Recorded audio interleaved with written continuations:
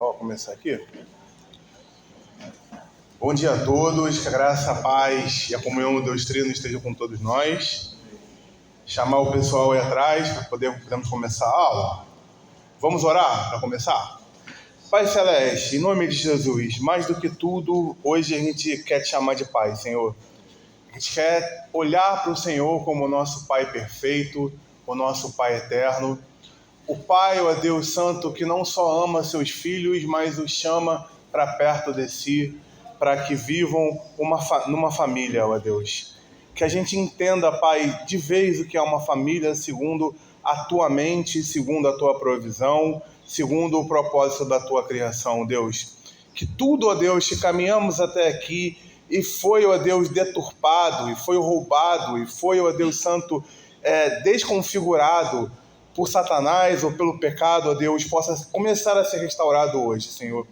Cuida de nós, ó Deus Santo, que o teu nome santo seja louvado e engrandecido com tudo que o Senhor quer fazer aqui, começando com essa aula e também chegando ao culto que vem logo depois, Senhor. Ó Deus Santo, Pai querido, nós te pedimos que o Espírito Santo possa iluminar nosso coração, nossa alma e nossa mente para te adorarmos, Senhor, enquanto a gente aprende e ensina aqui, ó Deus, entre povo, entre família sua. Que o teu nome seja louvado e engrandecido com isso, em nome de Jesus. Amém. Irmãos e irmãs, a gente vai começar hoje um módulo novo, um módulo que fala sobre família, família de Deus. E por que a gente vai falar de família? Tradicionalmente, o mês de maio, na Igreja Presbiteriana do Brasil, é um mês voltado para a família, um mês voltado para a gente pensar a família, refletir sobre família e pregar sobre isso, ensinar o que a palavra vai nos trazer e entendendo as nossas realidades, né? E o que Deus quer fazer através disso. Então, a gente vai começar hoje falando sobre o que teologicamente, o que biblicamente implica ser uma família. Na teologia, a gente chama isso de teologia bíblica, quando a gente pega um assunto e destaca ele direto das Escrituras, com interpretação do texto, hermenêutica, exegese, olhando os textos originais e tudo mais. E aí, eu quero pedir para vocês começar abrindo suas Bíblias no livro de Gênesis, capítulo 1, verso 26 e 28. Gênesis 1, 26 e 28.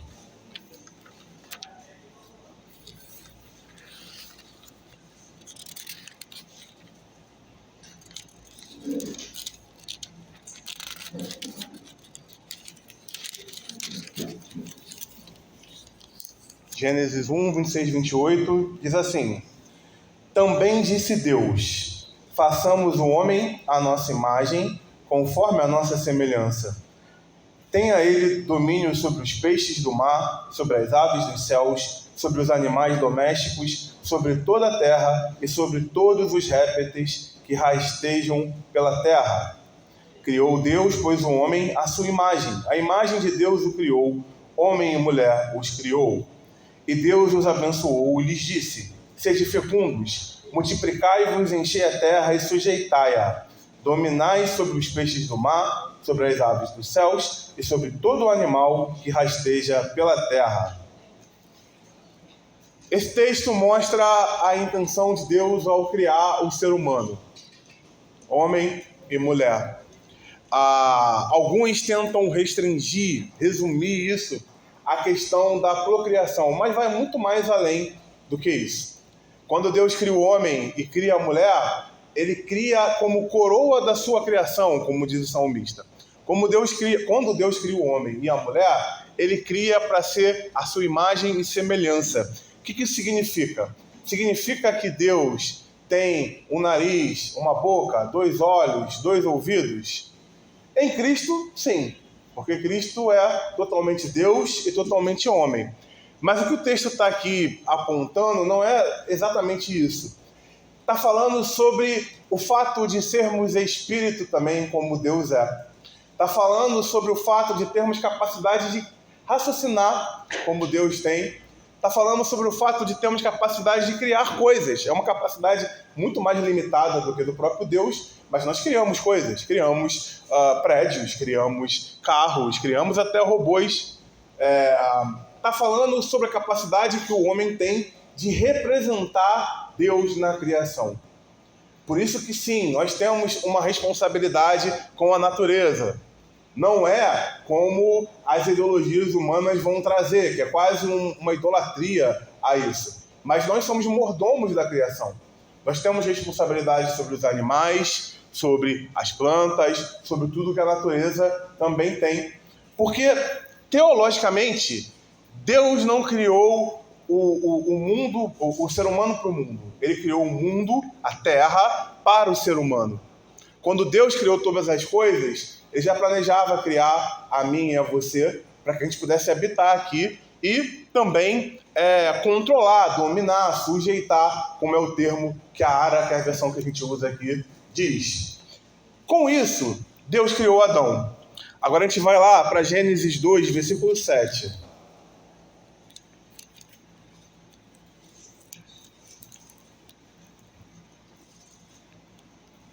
Gênesis 2, 7.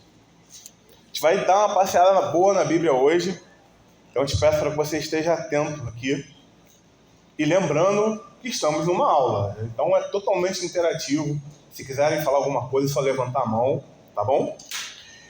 Gênesis 2, 7. Então formou o Senhor, Deus, o homem do pó da terra, e lhe soprou nas narinas o fôlego de vida. E o homem passou a ser a alma vivente. E plantou o Senhor Deus um jardim no Éden, na direção do Oriente, e pôs nele o homem que havia formado. Então esse texto vai trazer a perspectiva do que a gente chama em hebraico de ruá, que é o sopro de vida que Deus deu ao homem. E o homem é o único que tem isso em toda a criação, que é essa questão da dimensão espiritual que nós temos. Deus é espírito. Jesus vai falar isso lá para a mulher samaritana em João 4, né? E ele até fala que, por causa disso, os adoradores têm que ser em quê? Em espírito e em verdade. E, teologicamente, a maioria de nós teólogos entendemos que o homem e Deus e os anjos são seres espirituais. O resto da criação não é. Não estou dizendo que o seu cachorrinho, o seu gatinho de estimação vai estar na eternidade ou não. Não me arrisco a responder essa questão. Eu tenho a minha opinião, mas é só minha opinião. Se eu falar aqui, era só minha opinião, isso não importa. O que importa é o que a palavra diz de forma clara. O que eu estou dizendo é que é um consenso teológico que seres espirituais são Deus, os anjos, claro, os demônios, que são os anjos rebelados, e nós também temos essa dimensão. Por conta do pecado, antes que o Espírito nos toque e nos convença da justiça e do juízo, nos traga ao Senhor Jesus como a senhoria dele, o nosso lado espiritual fica adormecido. Paulo vai falar isso nas suas cartas, que há o homem espiritual e o homem natural. O homem espiritual tudo discerne, porque o Espírito está despertado através do Espírito Santo. E o homem natural, ele não tem uma visão espiritual das coisas, ele é uma visão material ali, limitada por conta do pecado que ainda o cega, né? Então, é isso que significa esse sopro de vida de Deus. Agora vamos para Gênesis 2, 18 e 25, para a gente fechar essa nossa incursão aqui em Gênesis. Gênesis 2, 18. Diz assim a palavra de Deus. Disse mais o Senhor Deus, não é bom que o homem esteja só, far-lhe-ei uma auxiliadora que lhe seja idônea. Havendo, pois, o Senhor Deus formado da terra todos os animais do campo e todas as aves dos céus, trouxe-os ao homem, para ver como este lhe chamaria. E o nome que o homem desse a todos os seres viventes, esse seria o nome deles. Deu nome o homem a todos os animais domésticos, às aves dos céus e a todos os animais selváticos ou selvagens.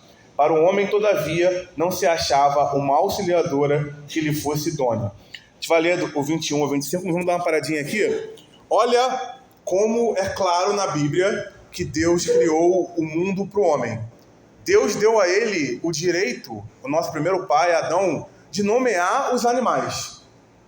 E até hoje a gente faz isso. Espécies novas, se você está atento aí aos jornais, vira e mexe alguém descobre uma espécie nova de um animal que não foi explorado, sobretudo no mar, porque a gente só conhece 10% do que é o mar. A gente não tem tecnologia ainda para ir mais profundo no mar, para conhecer. Então, quando se acha, os cientistas vão lá e dão um nome, geralmente até em latim, né? Para entrar naquela questão lá de reino, filo e tudo mais.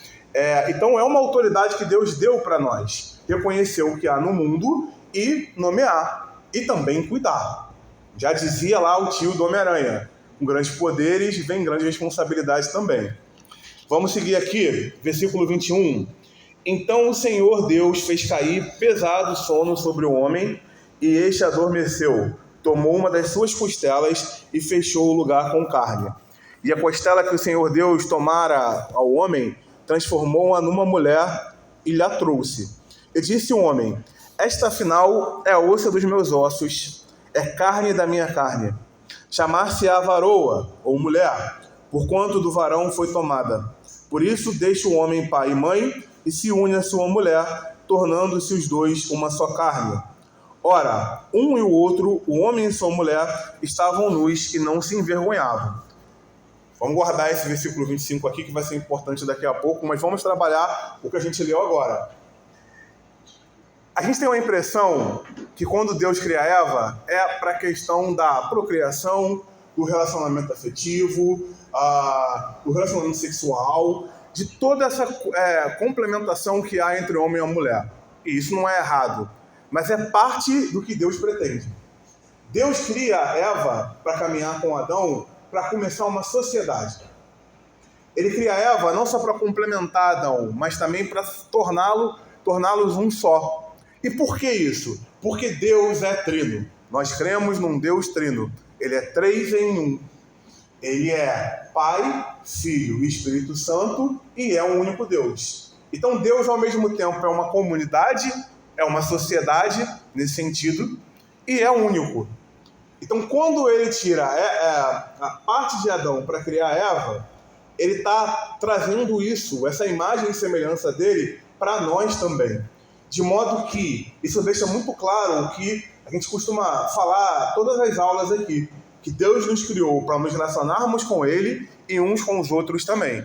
Deus não criou nem eu nem você para vivermos isolados. E quando a gente se isola, a gente é vítima fácil para o pecado e para os demônios também.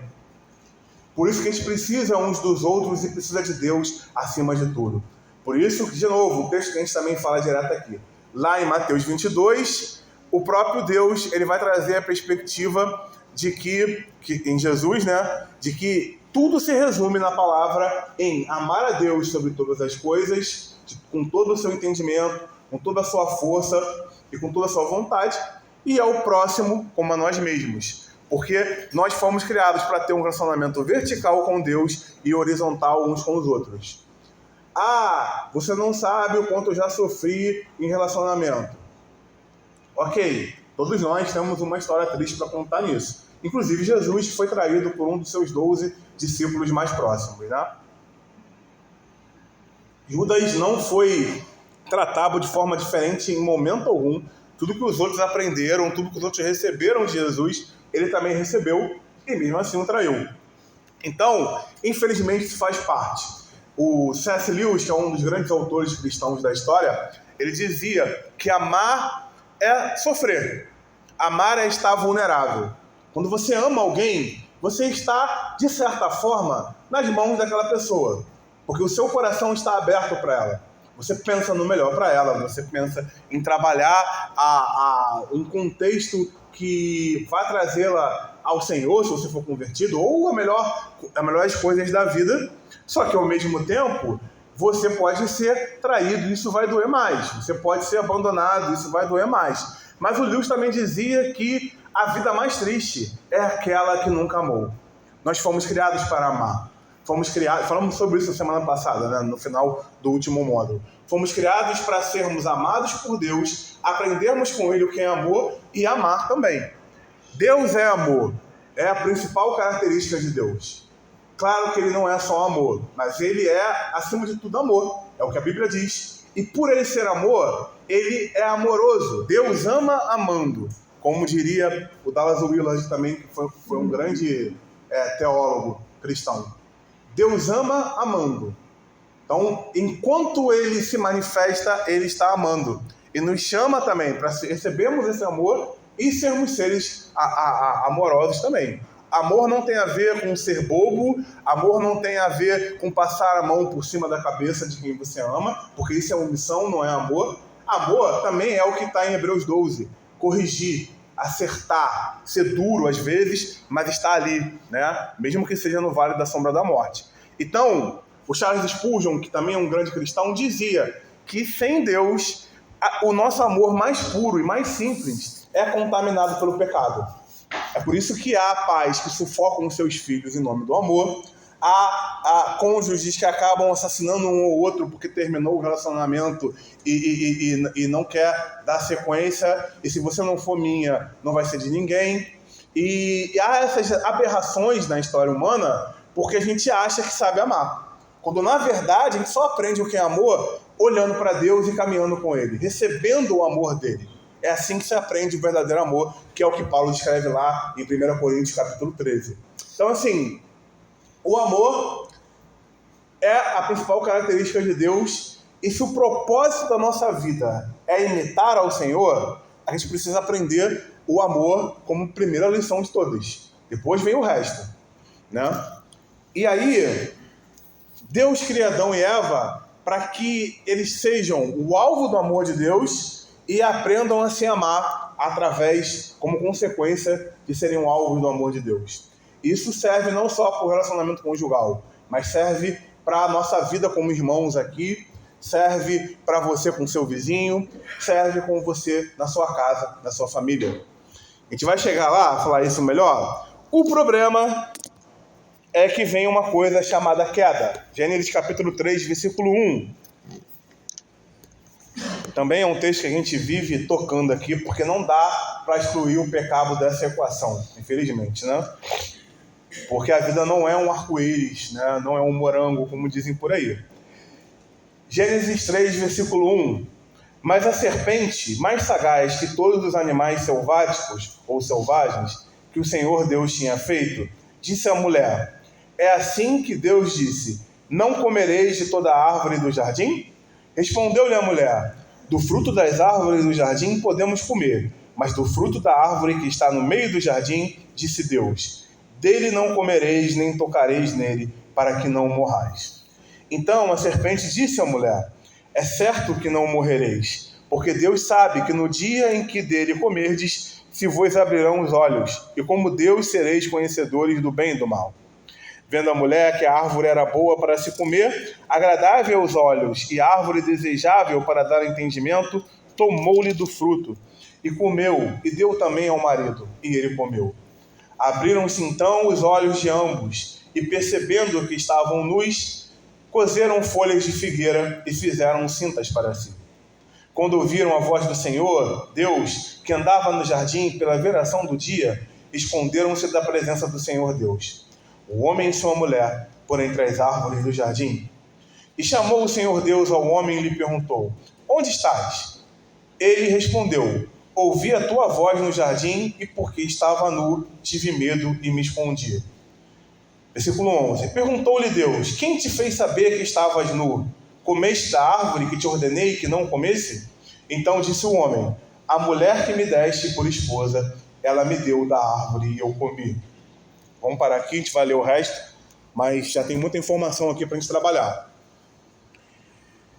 Deus criou Adão e Eva para serem uma comunidade, e com ele sempre.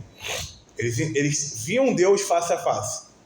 De todos nós, os únicos que viram o Deus com sua plenitude, de forma trina, foram só Adão e Eva. Moisés viu parte, e é claro que todos viram Jesus, também viram Deus, porque ele é parte da Trindade, ele é o caminho, a verdade e a vida, mas Deus, de forma plena, só Adão e Eva viram.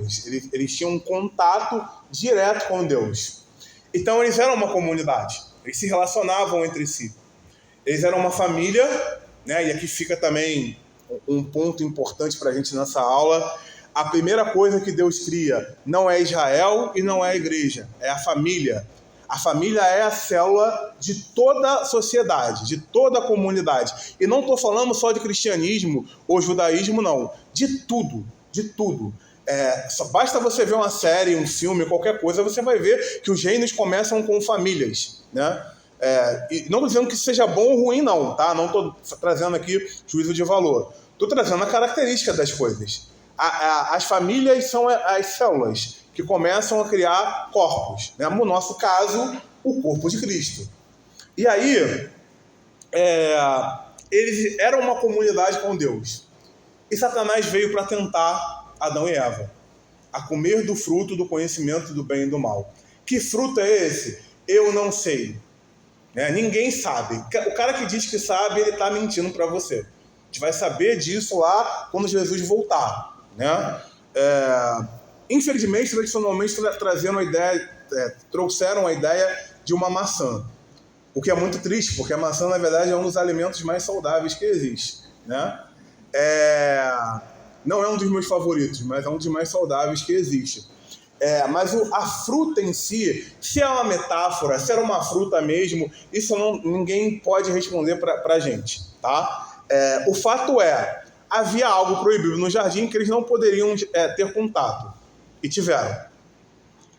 E a tentação do diabo tem muitas camadas aqui. Esse não é um texto simples de se interpretar. Ele fala do ego, porque ao comer do fruto, para conhecer o bem e o mal, Adão e Eva deram um passo para enfrentar os nossos piores inimigos hoje também, que é o nosso próprio eu. Quando a gente coloca eu no lugar de Deus, a gente começa a maior desgraça que a gente pode viver. E todos nós somos tentados todo o tempo a fazer isso. A gente enxerga tudo que existe com os olhos do eu, com o óculos do eu. É a minha opinião. Tá acontecendo isso na igreja, eu não gostei porque eu não gosto disso. A gente não fala, porque a Bíblia diz que tem que ser assim. Vamos ser sinceros aqui. Tá acontecendo isso na minha família, com o meu cônjuge, com os meus filhos, com o meu primo, com a minha tia, que seja, porque eu acho errado. A gente não pega a Bíblia e fala, está certo, está errado, isso é pecado, isso não é? Geralmente é a nossa opinião que fala mais alto em tudo que a gente vai caminhando e fazendo.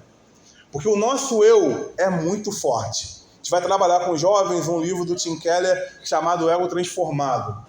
Eu não gosto dessa tradução, eu prefiro o título em inglês, que quer dizer a teologia do autoesquecimento. O Tim Keller ele vai pegar um texto ali de 1 Coríntios e vai trazer a ideia de que Paulo é alguém que ensina a se autoesquecer. Quando o apóstolo Paulo fala, eu não me importo com a opinião de vocês, nem com a minha mesma. O que importa é agradar a Deus. Isso é a mais alta maturidade cristã que a gente pode alcançar. Um dos meus textos favoritos na Bíblia, que é Mateus 16, de 24 a 28, o Senhor Jesus diz, aquele que quer vir após mim, o que tem que fazer primeiro? E depois?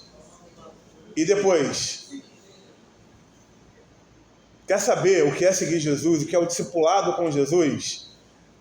A primeira coisa é negar a si mesmo, depois tomar a sua cruz, depois segui-lo. Geralmente a gente segue, esse negócio de cruz a gente não quer saber muito, e negar a si mesmo muito menos. A gente vai seguindo de qualquer jeito, mas há um esquema. Negar a si mesmo, tomar a sua cruz e seguir. E aí, e por isso também que o texto que a gente já citou de Mateus 22, ele traz a ideia de amar a Deus sobre todas as coisas e ao próximo como a nós mesmos.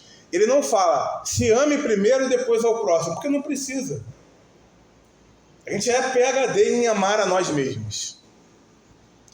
Mas os suicidas, se a gente for analisar bem, há um problema ali da pessoa com ela mesma. Então tem a ver com um amor ferido próprio ali, alguma coisa do tipo. Sempre é o ego que a gente tropeça. Sempre. Por isso que eu falo, depois da conversão, depois de estarmos em Jesus, o nosso maior inimigo não é mais Satanás, mas é a nós mesmos, o impostor que vive em nós. Ou se você preferir, a carne, a natureza humana. Como eu já disse várias vezes aqui, eu prefiro esse termo impostor que vive em nós, porque para mim desmascara bem quem ele é. Essa personalidade destrutiva que todos nós temos dentro de nós, que nos leva ao pecado. E aí, Adão e Eva deram total vazão aqui. Não era só sobre conhecer algo novo, não era só sobre a curiosidade ali que a serpente colocou no coração de Eva. Era sobre tomar conta da própria vida. E não mais ter Deus tomando conta da vida deles.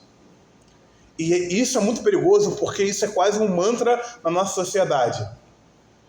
Toma conta da sua vida que eu tomo conta da minha. O individualismo é tão poderoso na nossa sociedade que a gente adota isso. Eu não preciso falar nada do que eu vivo para o meu irmão, para a minha irmã, para o meu pastor, que seja, porque quem sabe da minha vida sou eu, quem paga as minhas contas sou eu. A gente vive repetindo isso.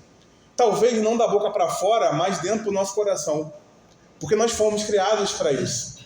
E isso é o pecado na sua mais alta e poderosa força. A gente teve uma aula aqui, terminando sobre disciplinas espirituais, na última aula de março, que eu falei um pouco da Revolução Industrial e tudo mais, né?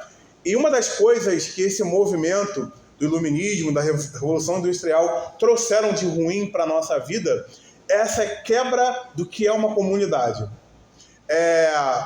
Quem é mais velho aqui, provavelmente foi criado num ambiente muito mais relacional, né? Com os vizinhos, com os parentes. Os meus pais, eles viviam com primos e por aí vai. Eu mal vejo meus primos, eu mal sei quem são os filhos deles. Eu já vi em algumas fotos, mas não tenho contato. Porque a nossa sociedade, as gerações que se passam, a começar com a minha, que é a Y, foram se descolando do que é um senso de comunidade. A gente tem pessoas, claro, que a gente convive, mas só porque senão é impossível viver também. A gente não tem essa coisa, sabe? Para ter reunião do meu condomínio que não seja para resolver assunto burocrático, é uma dificuldade enorme fazer uma festa no condomínio ou algo do tipo. Porque ninguém quer, e eu sou o primeiro também a não querer muito ir. Porque a gente foi ensinado desse jeito. O que importa para mim sou eu, no máximo ali minha esposa, meu marido, meus filhos. O parente que não sei o que. Não tem nem contato, me viu quando eu nasci. Amigo. Amigo a gente usa como roupa. Quando serve, a gente usa. Quando não serve mais, a gente descarta e compra outro. Porque é o que o Zygmunt Bauman, o filósofo polonês lá diz. É uma sociedade líquida, onde tudo é descartável.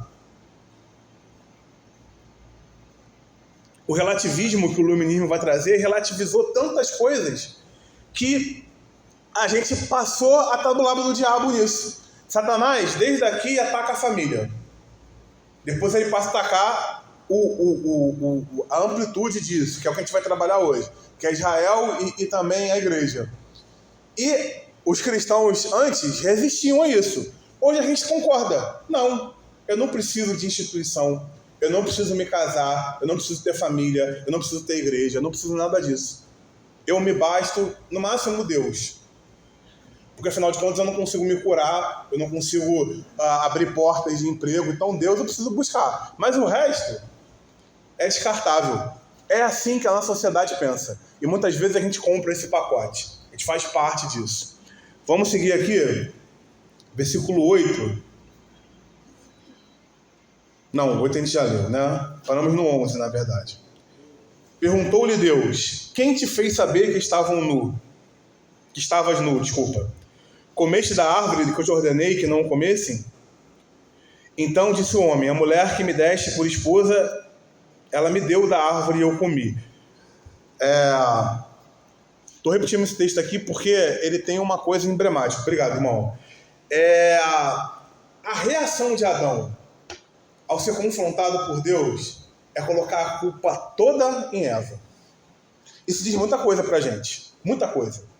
A aplicação óbvia desse texto é a tendência que o homem tem de se omitir. E aí é só você olhar a sociedade que isso é autoexplicativo. Né? Até mesmo aqui, a quantidade de mulheres da nossa igreja é muito maior que a de homens. Isso tem que dizer alguma coisa pra gente. Pode falar, irmão.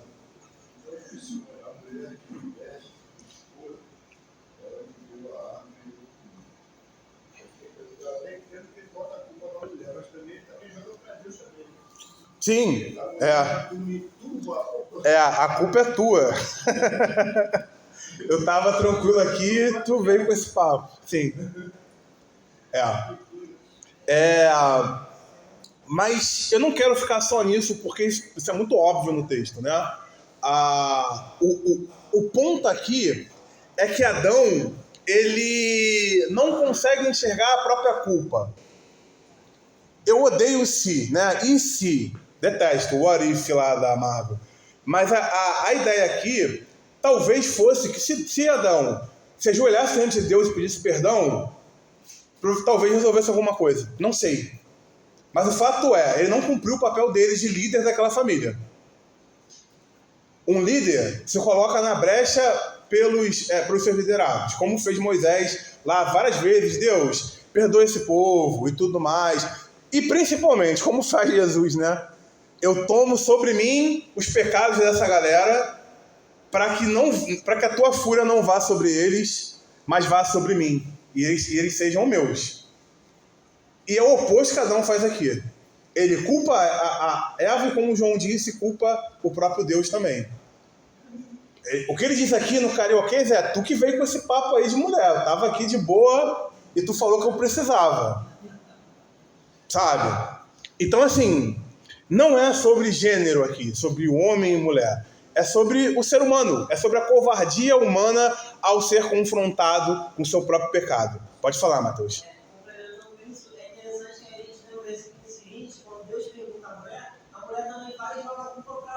Exatamente.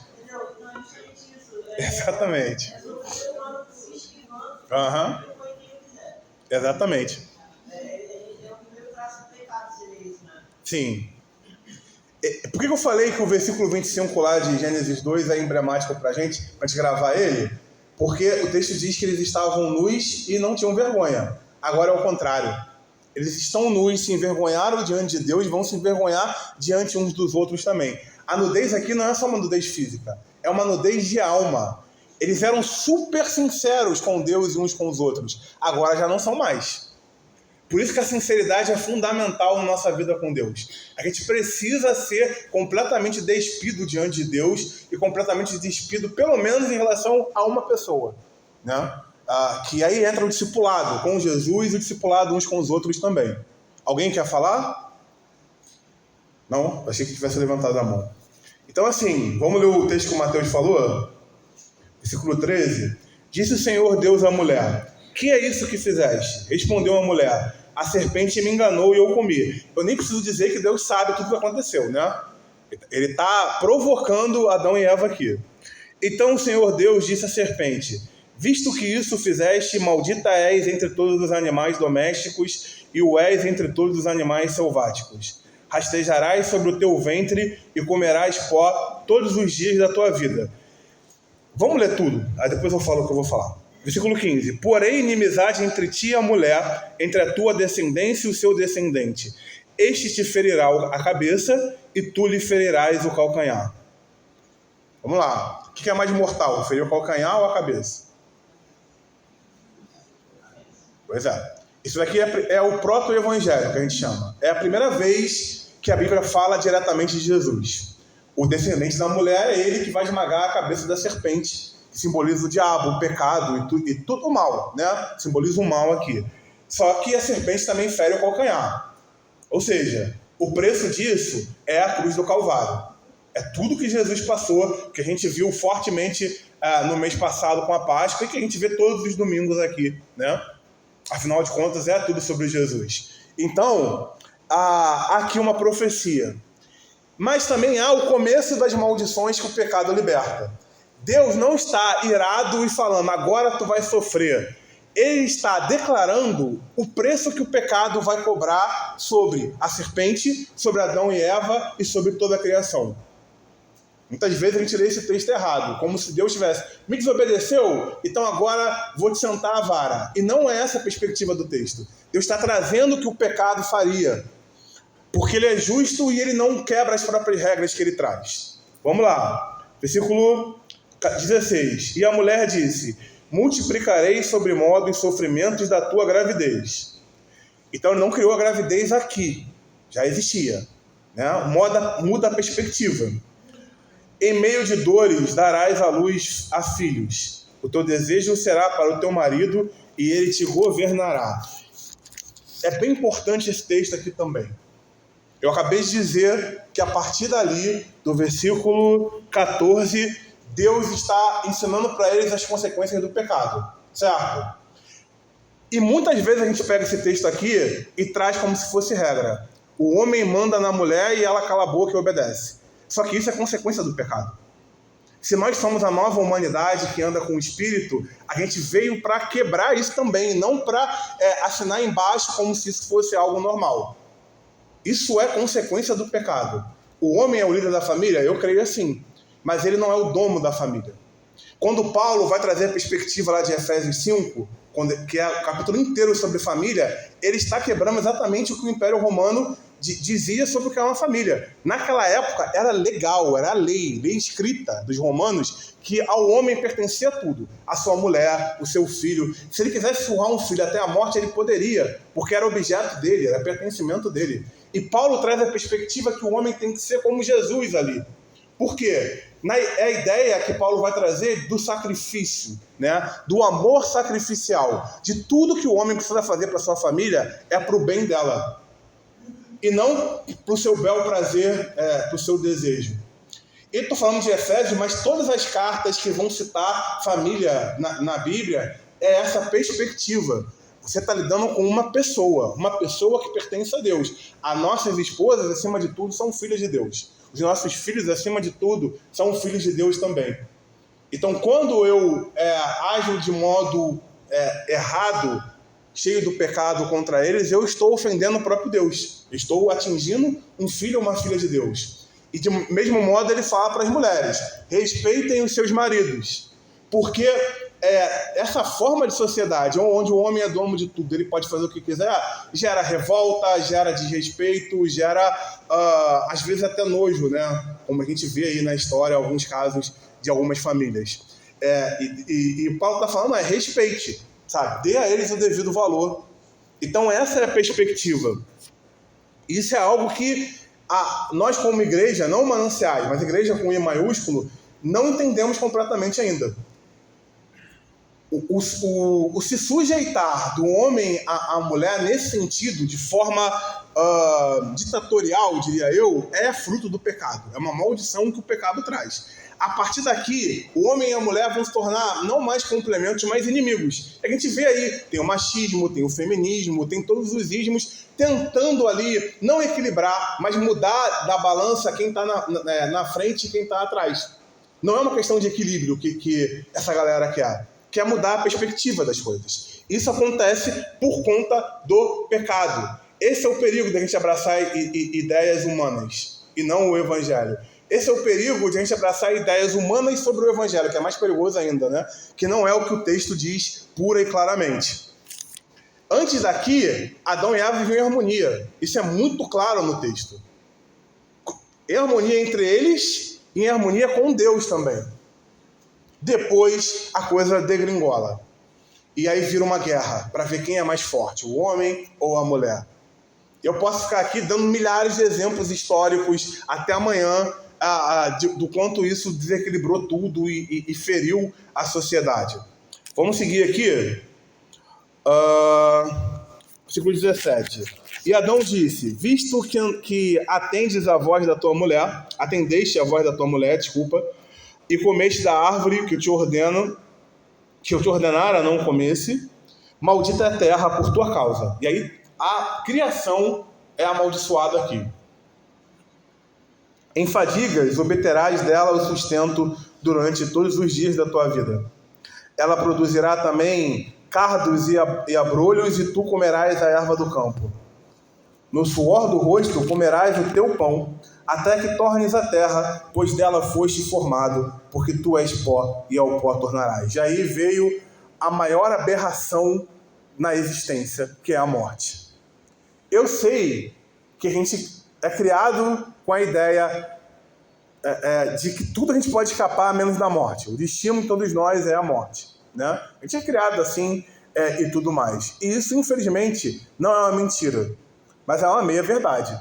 a morte não deveria existir. Eu já falei aqui várias vezes que na minha vocação, a morte é aquilo que eu menos sei lidar. É difícil procurar palavras com alguém que está de luto porque alguém querido morreu. É fácil batizar, é fácil dar ceia, é fácil pregar. Fácil entre aspas, né? Não é fácil, mas é mais fácil. Deixa eu colocar o mais na frente. É mais fácil você até visitar um doente num leito de hospital. Agora, lidar com a morte é sempre algo muito ruim e estranho, porque ela não deveria existir. A morte, elefante branco na sala. Ou preto, né, para combinar mais com a perspectiva que a gente tem dela. A morte é algo que é uma pilastra no meio de uma sala, que está atrapalhando ali. É algo que veio por conta do pecado e que nunca deveria ter existido. E aí, a gente vê que ela também é uma consequência direta do pecado. Os apóstolos vão chamá-la de o salário do pecado. É o preço que o pecado cobra. E aí a morte não é só a morte física também, tá? É a morte de sonhos, é a morte de planos, é a morte de relacionamentos, é a morte, às vezes, até de você para você mesmo, que aí entra a depressão, entra o suicídio, tudo aquilo que a gente falou lá no começo da aula. A morte é uma consequência direta do pecado. E ela vem para destruir aquilo que Deus criou. E aí, vamos lá, versículo 20. E deu ao homem o nome de Eva, a sua mulher, por ser a mãe de todos os seres humanos. Então até aqui ela era chamada de mulher, agora ela vai passar a ser chamada de Eva, que significa mãe, né? A mãe da humanidade. Fez o homem, o Senhor Deus, vestimentas de pele para Adão e sua mulher e os vestiu. Então disse o Senhor Deus: eis que o homem se tornou como um de nós, conhecedor do bem e do mal. Assim, que não estenda a mão e tome também da árvore da vida, e coma e vive eternamente. O Senhor Deus, por isso, lançou fora do jardim do Éden, a fim de livrar a terra de que fora tomada.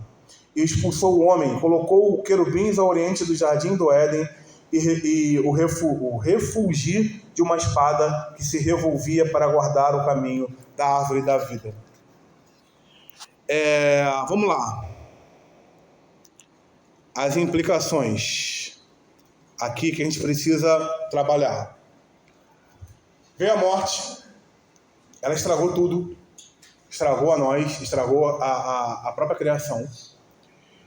E ela veio com a perspectiva do sofrimento, porque não é só morrer, né?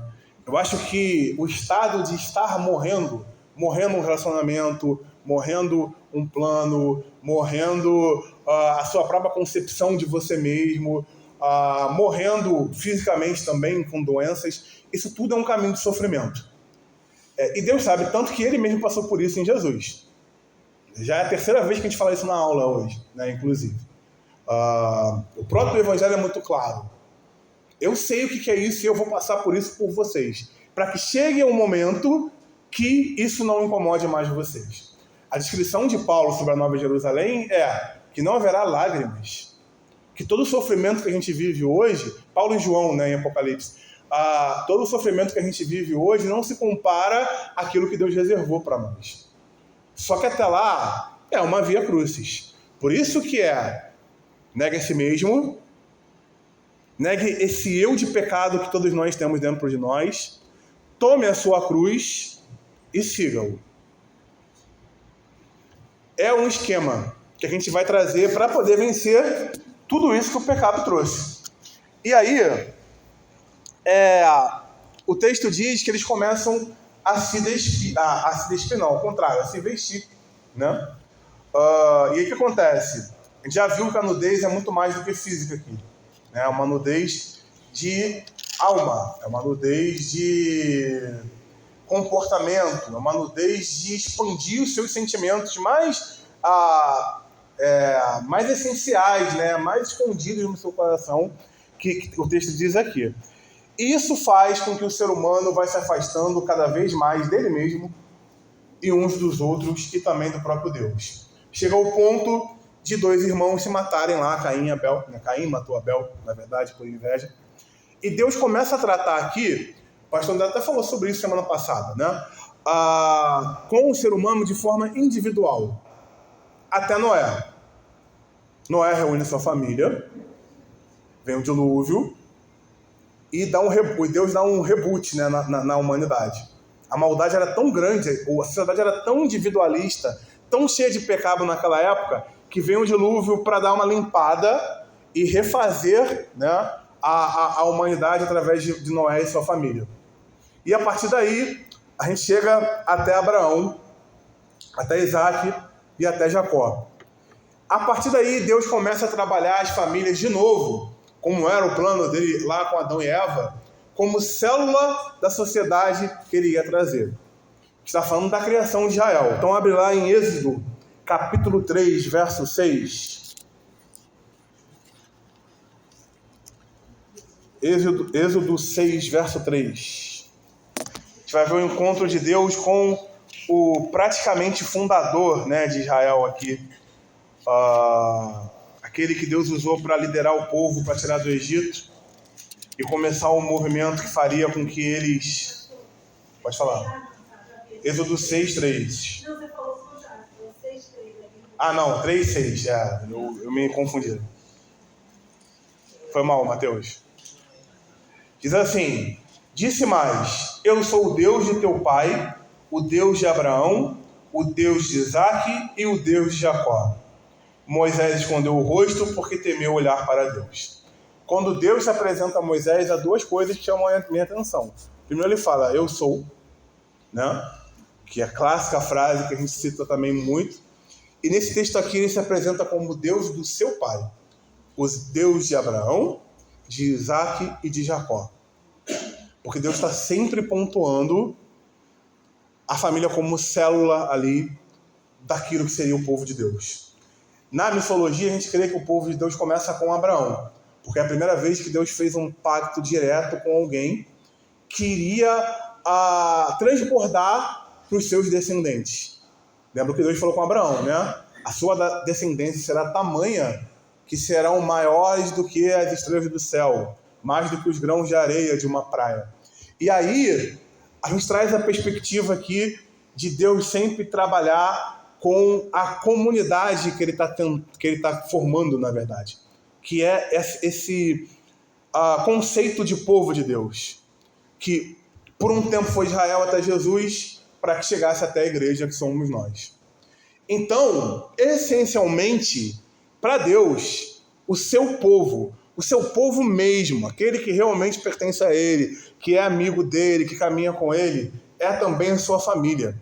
E onde está isso? João, capítulo 1, verso 12. João 1, 12. Evangelho do apóstolo João, capítulo 1, verso 12.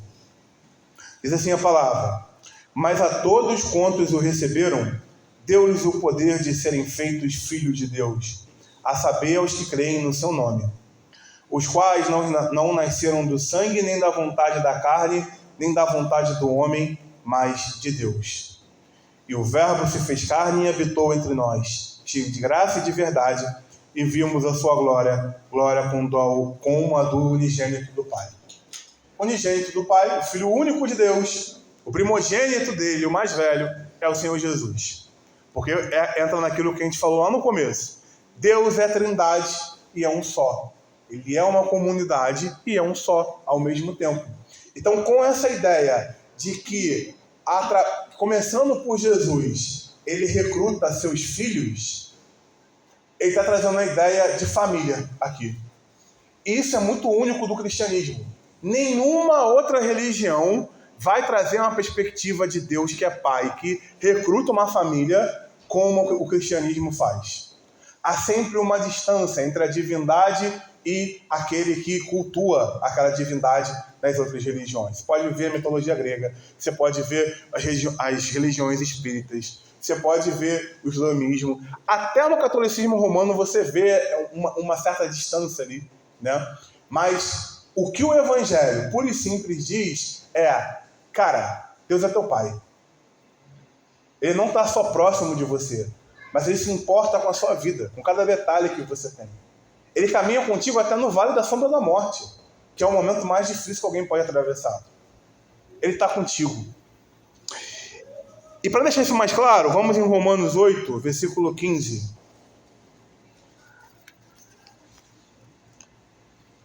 Texto que eu amo muito. Romanos 8, 15.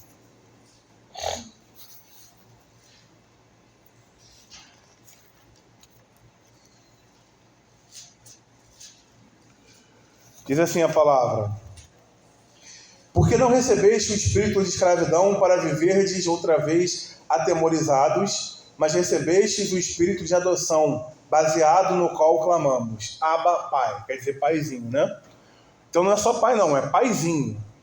O próprio Espírito testifica com o nosso espírito que somos filhos de Deus. Ora, se somos filhos, somos também herdeiros, herdeiros de Deus e co-herdeiros com Cristo. Se com Ele sofremos, também com Ele seremos glorificados. Porque para mim tenho por certo que os sofrimentos do tempo presente não podem ser comparados com a glória a ser revelada em nós.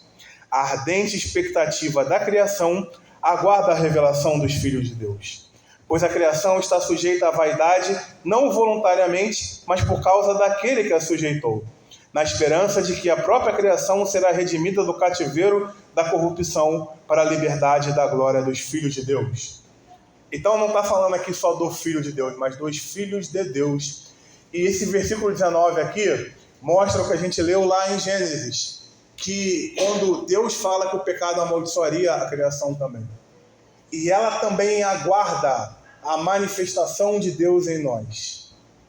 A finitude completa que nós adquirimos em Jesus. A gente vive na parcial. O reino já veio e ainda não, né? Como a gente chama na teologia, o já e ainda não.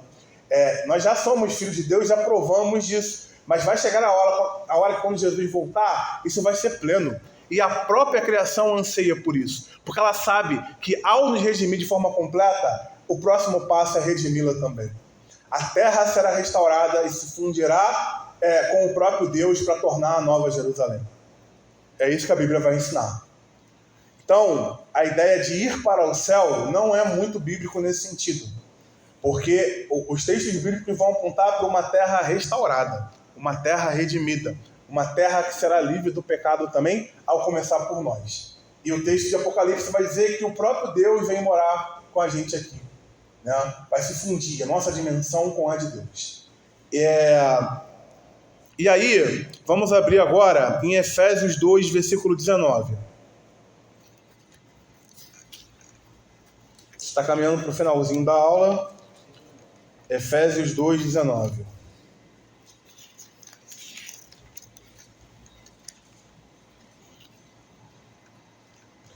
O apóstolo Paulo diz o seguinte: assim já não sois estrangeiros e peregrinos, mas concidadãos dos santos e sois da família de Deus.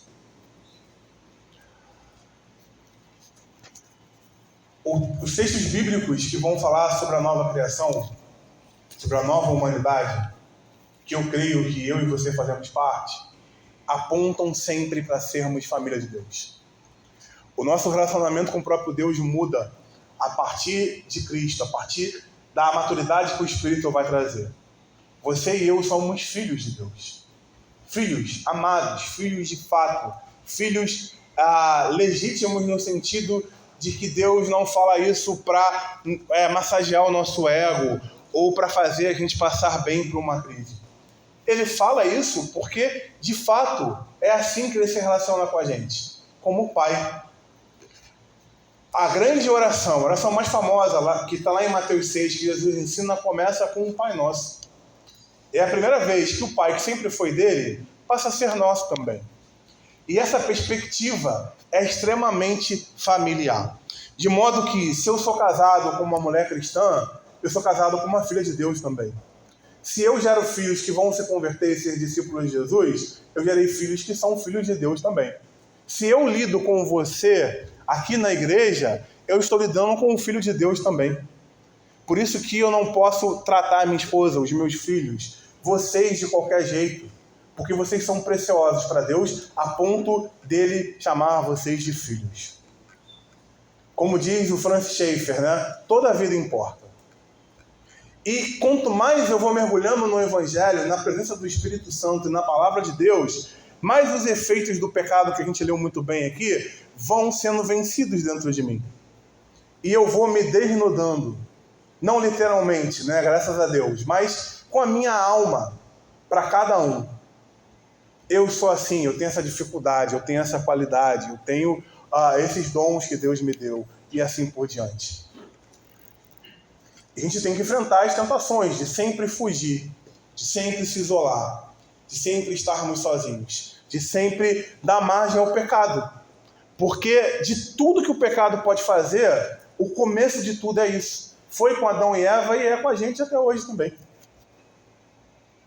Olharmos uns para os outros e ter medo de sermos sinceros, de sermos nus, como a analogia que o texto faz aqui. Não só analogia, o texto está falando de literalidade ali também, né? E quanto mais próximo eu for de alguém, mais transparente eu preciso ser, se eu sou um filho de Deus. Porque Deus é luz e nele não há trevas. Porque Deus é totalmente transparente e eu preciso ser também, se eu quero ser santo. Então, qual é o meu próximo mais próximo, geralmente? Aquela pessoa que eu durmo e acordo do lado. Ou aquela pessoa que mora comigo na mesma casa, para quem não é casado. Os amigos mais próximos. A igreja que eu faço parte. Porque a igreja não é qualquer coisa. Igreja não é um lugar religioso, um clube religioso que a gente vai todos os domingos, no caso aqui também na terça. A igreja é a embaixada do reino de Deus na terra. Sabe o conceito de embaixada? Você está num país estrangeiro e a embaixada do Brasil é Brasil ali para você. A gente está numa terra estrangeira. Uma terra no qual o pecado domina. E a igreja precisa ser embaixada. A parte do reino de Deus aqui para nós. Não só para nos refugiarmos, não é só sobreviver se escondendo ou enfrentando coisas, mas para provar de Deus melhor também. Você está falando isso, mas você não sabe como minha família é. Como meu pai era, como minha mãe era, como meu cônjuge era, como os meus filhos são. Você não sabe o que eu já enfrentei em igreja. Você não sabe o que eu enfrento aqui. É verdade. O pecado existe. E ele vai manchando as coisas que Deus criou. Só que se tem um lugar que há a possibilidade do Espírito Santo, da Palavra de Deus, não só fazer o pecado frear, mas fazer ele correr e trazer cura, ainda é aqui. Ainda é dentro de uma família onde tem discípulos de Jesus. Não é só uma família que todos são discípulos, mas se tem um discípulo de Jesus naquela família, ele é sal e luz naquele lugar. Deus está ali.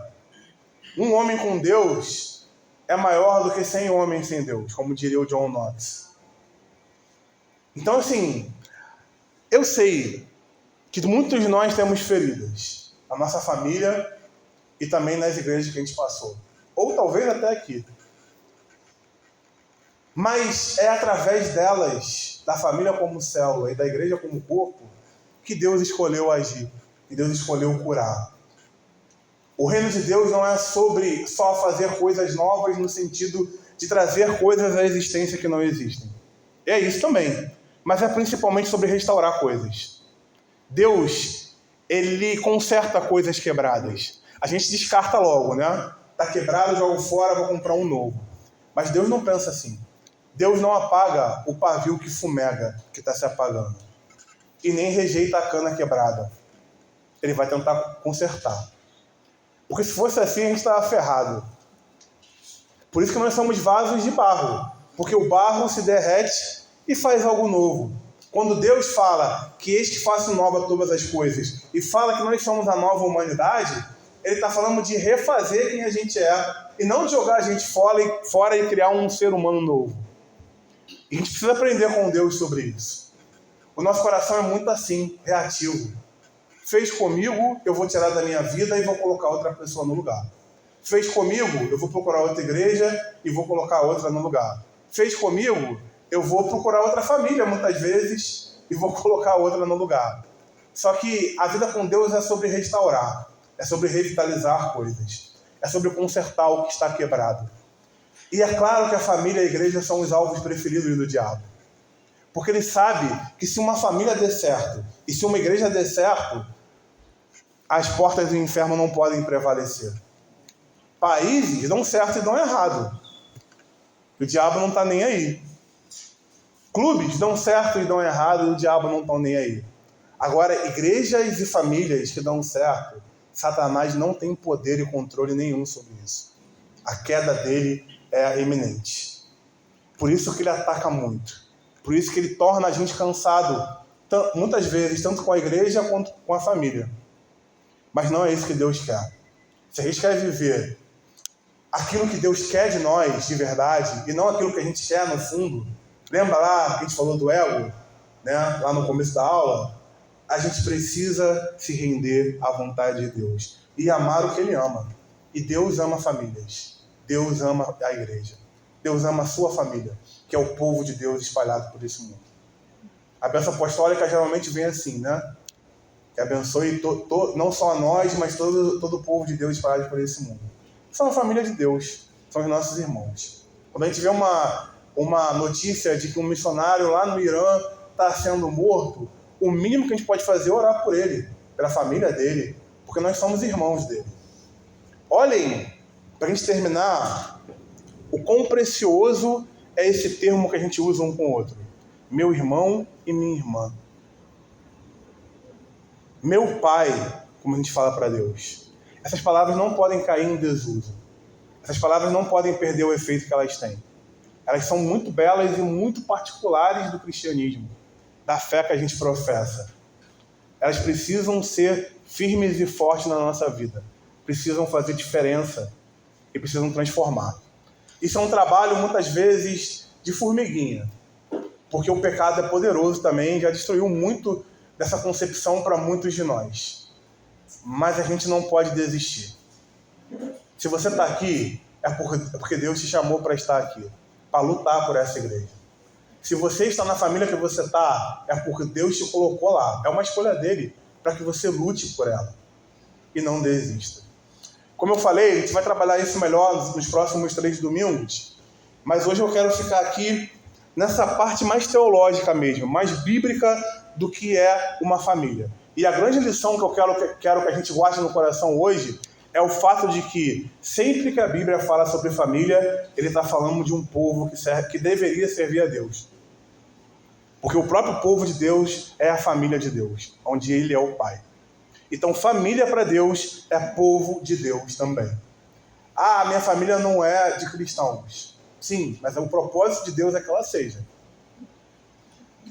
Sempre que Deus une pessoas para viver em comunidade, é para ser povo de Deus. E Ele quer que a gente lute. Ele quer que a gente não desista. A história de Agostinho é muito forte. Ele foi um dos maiores homens de Deus que existiu. A sua mãe, Mônica, ou Santa Mônica, que é nome de colégio famoso e tudo, orou a vida inteira por ele.